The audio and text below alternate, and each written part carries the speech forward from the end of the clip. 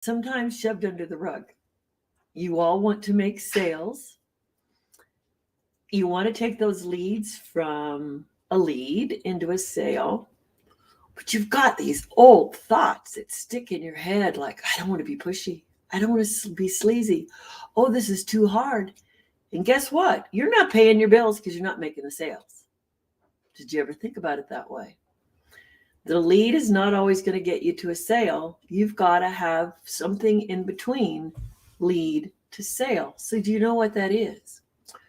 Well, some people call it a conversation. Some people call it sharing. I actually know that there's some key steps that many of you miss out on. And because you don't know these steps, this is why you're uncomfortable.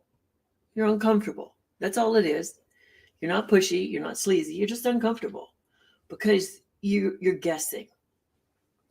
You're thinking the more information I throw out there, they're going to get it. Well, first of all, you have to know you before you can sell to others. So what I do in my classes is I show you how to sell yourself on you first. We take care of that in a very simple process. We're going to look at your biases and we're going to look at how you clean up that mind clutter. And yeah. You could take a mindset class. You could take a motivation class. I make this simple, easy, painless, and you can get it because I know how to do this. I've been doing it for years. You know, I used to train people that hired on to do a sales job. They were hired for sales. They sold themselves as a salesperson. And then I saw all their fears come up in class. So we figured out some simple ways to clean that up. The next thing you have to do is you have to sell yourself to others. Well, when you're selling yourself to others, there's a lot of different processes, but let's just say it's how well you listen. It's how well you respond. It's how well you ask open-ended questions, and you don't throw answers at anyone for a certain period of time. They have to know you're engaged with them. It is not about what you know. You got to let all that just slide out. The third thing is you have to relate to what it is that they want. And I'm not going to use the word need here because that is always aligning people with a problem. And do you know that you could actually have a buyer that doesn't have a problem? They just want more of something good. Yeah. If you're selling from your own pocketbook where, they don't have it because I don't have it. Well, let me tell you, you're going to miss out on a lot of bigger dollar sales. So what we want to do is to get you into how you relate your message appropriately per person. Yeah. And then as people are giving you buying signals, I see salespeople all the time not tune in. And I'm going to tell you, until you've had at least 3 buying signals, it's not time to move forward into getting the sale completed.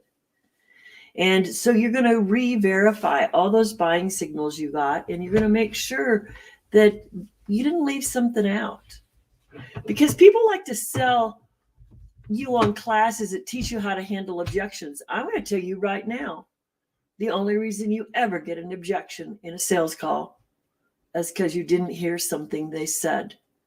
And that little piece of missing information is the straw that you need to move the sale forward.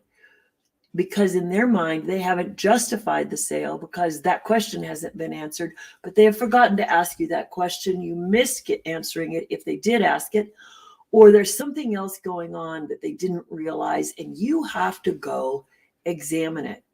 This is not the time to use logic. This is the time to go back and ask some open-ended questions, and that scares everybody all the time. And so if you're afraid of asking questions because you feel you're going to lose control of the conversation, let's get you over that. Let's get you into something new. Let's get you into something that's going to work for you. And then you're going to be able to assume the sale. And you're going to get those showstoppers called, I need to speak to my spouse or my partner or my significant other. You're going to get those things that say, well, I don't know that I want to spend the money today. That's okay. Those are not no's. They're still thinking about it. So what you got to do is you got to go ask again. And this is the magic. This is the magic. It's not hassling. I'm going to speak to them just the same way I'm speaking to you right now.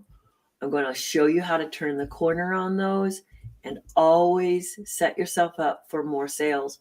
So some people are out there in the world looking for 500 to 1,000 leads a day or a month or whatever it is that they set for themselves. It's logical or illogical.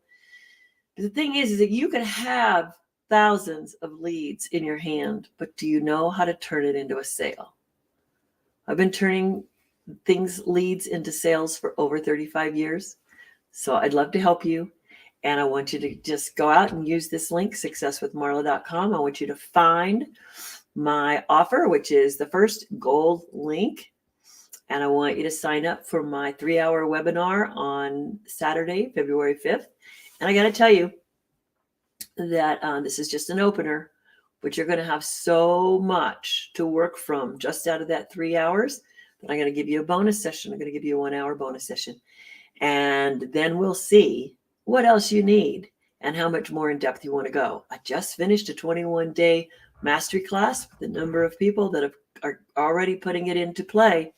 So let's see you next Saturday, February 5th, and see what we can get going for you. Talk to you soon. Bye.